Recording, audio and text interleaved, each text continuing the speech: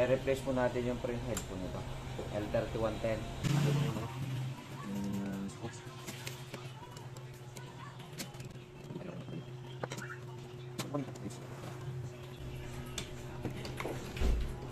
Ingat po lang po ito. Ito po kasi yung nadali. Yung printout po nito wala na. Doon.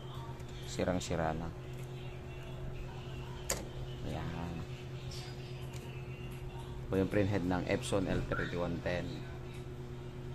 Ito papalitan po natin ito ng bago. Ito rin. Karamihan po dito ang problema ng mga Epson po. Print head.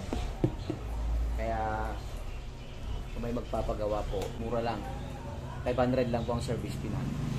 Pwede po kayo na lang bumili ng print head, kabit ko 500.